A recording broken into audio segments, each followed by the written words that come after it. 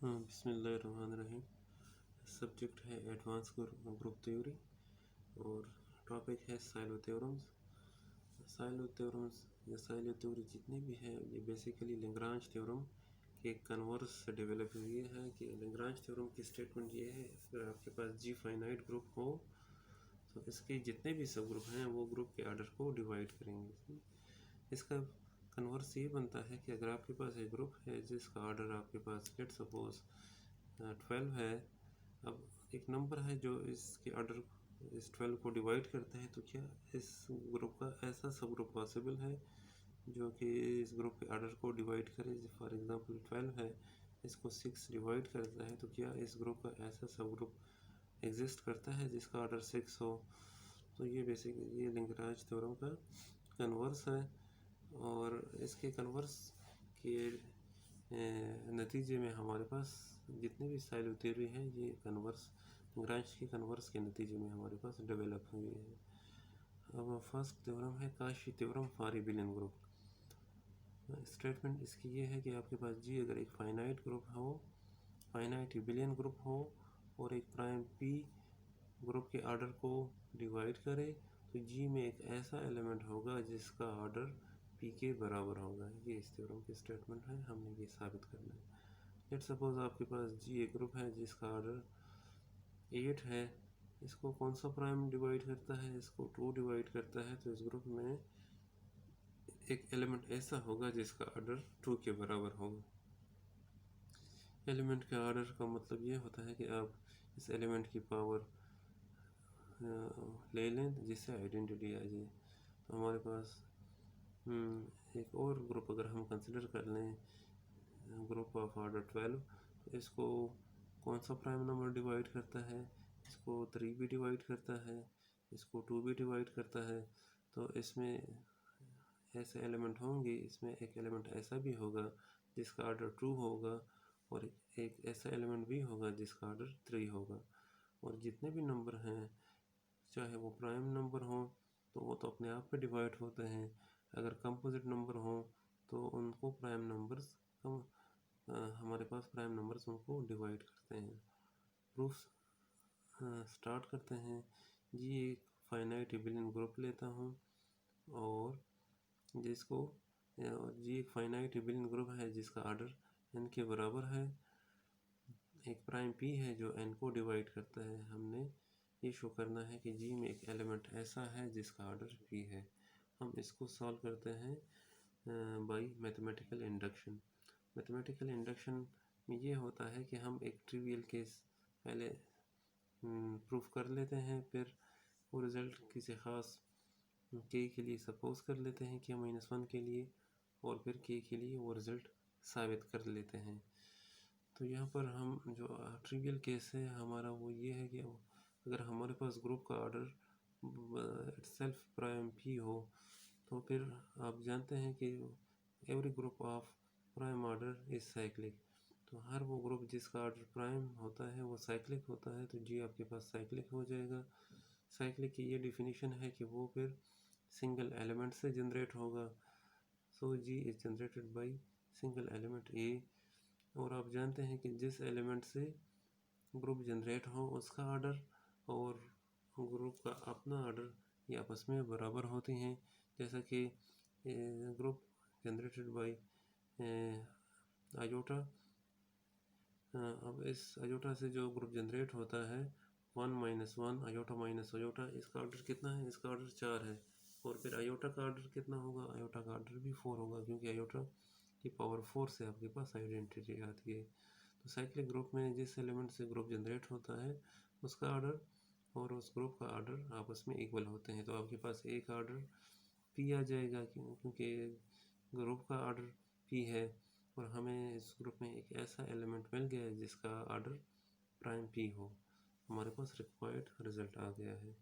अब हम सपोज करते हैं, हम सपोजिशन वाली यानी हमारी केस आ गया है। हम ये सपोज करते हैं कि वो तमाम ग्रुप्स जिनके आर्डर n से कम है वो रिक्वायर्ड हाइपोथेसिस जो है वो फिल करते हैं। यानी आपके पास अगर ग्रुप का आर्डर 10 है तो हम वो तमाम ग्रुप्स जिनके आर्डर 10 से कम हैं उनमें आपको एक ऐसा एलिमेंट मिलेगा जिसका ऑर्डर पी हो।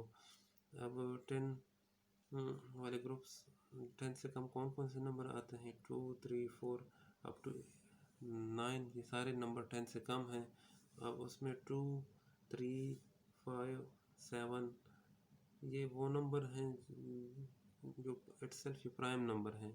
और अभी मैंने ऊपर फर्स्ट पार्ट में यही बताया, अगर ग्रुप का ऑर्डर प्राइम हो तो ये सारे साइक्लिक होंगे तो इनमें आपको वो जो इनका जनरेटर होता है उसका ऑर्डर आपको प्राइम नंबर मिल जाएगा। जैसा कि आपके पास एक ग्रुप है जिसका ऑर्डर 2 है, तो इसमें आपको ऐसा एलिमेंट मिलेगा जो कि ऑफ ऑर्डर 2 होगा। ठीक है, तो ये तो निकल जाएंगे प्राइम नंबर वाले। बाकी जो कंपोजिट नंबर रह जाएंगे जैसे कि 4 हो गया, 6 हो गया, 8 हो गया, 9 हो गए, ये कंपोजिट नंबर है।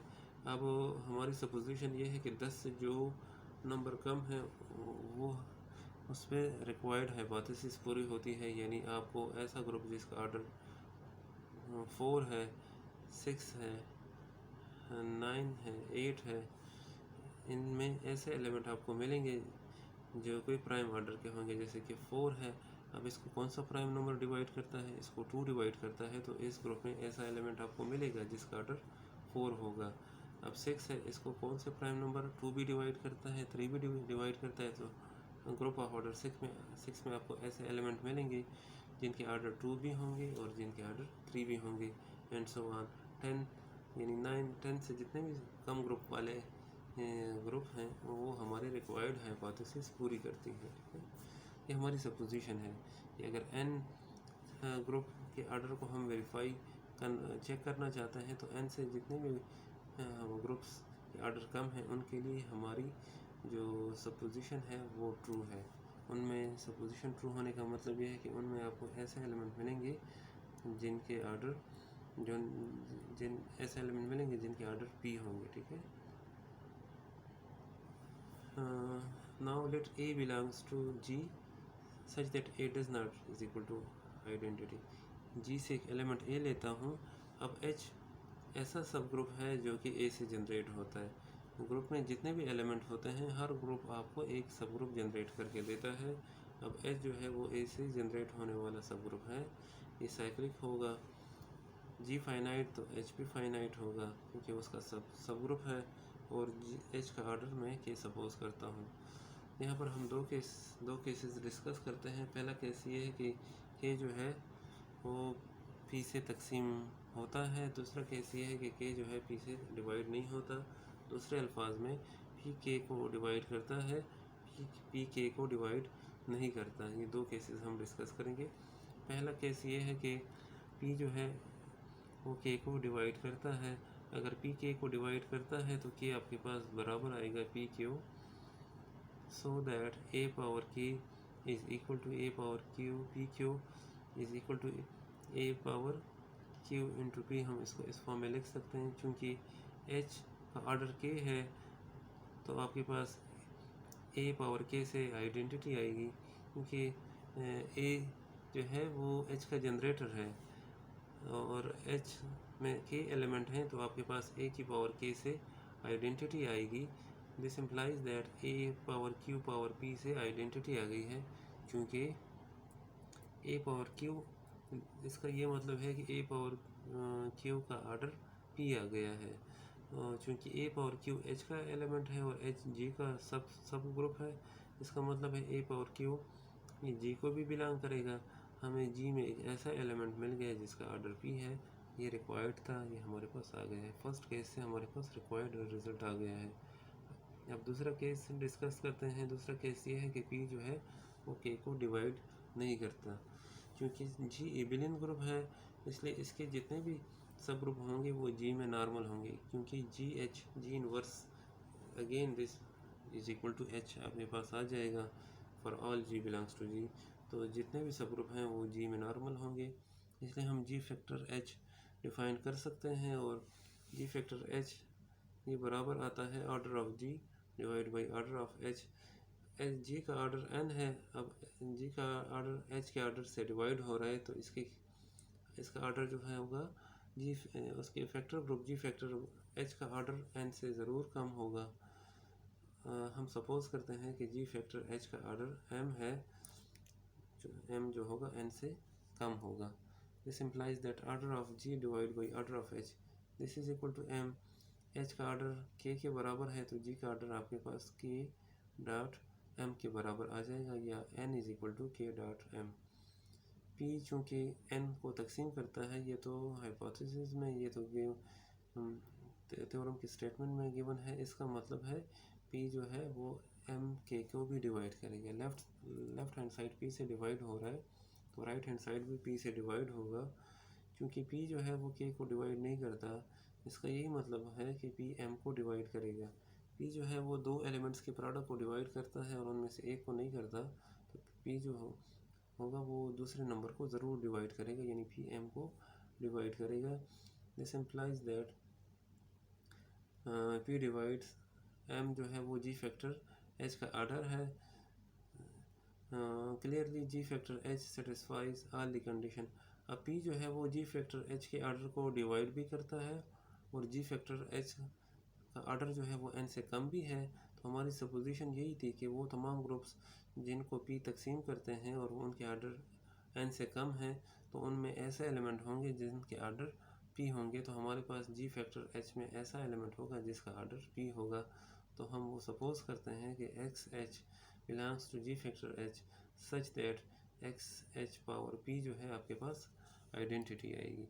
तो हम ये लिखते हैं कि एक्स एच पावर पी से आपके पास आइडेंटिटी आएगी, लेकिन फैक्टर ग्रुप की आइडेंटिटी हमारे पास एच आएगी। जी फैक्टर एच की आइडेंटिटी एच होती है, तो एक्स एच पावर पी आपके पास एच के बराबर आएगा। This implies that X power P into H is equal to H. आपके पास एक्स पावर पी एच के बराबर आएगा। This implies that X power P belongs to H. हमारे पास एक रिजल्ट है X H is equal to H. This implies that X belongs to H. तो एक्स पावर पी आपके पास एच को बिलोंग करेगी, क्योंकि एक्स पावर पी जो है के को तकसीम नहीं करती ये, इसलिए आपस में रिलेटिवली प्राइम होंगे। Therefore x power P power के is equal to identity.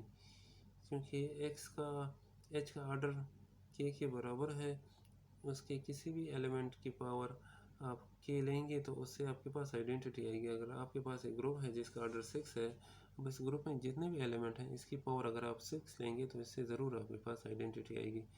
H का ऑर्डर के है, एक्स पावर पी एक्स को बिलोंग करता है, इसका मतलब है एक्स पावर पी की पावर के लेने से आपके पास ज़रूर आइडेंटिटी आएगी।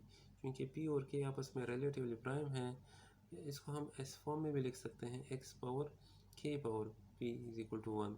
क्योंकि एक्स पी और के आपस में रिलेटिवली प्राइम है, इसका मतलब है एक्स की पावर के का ऑर्डर पी आपके पास आएगा।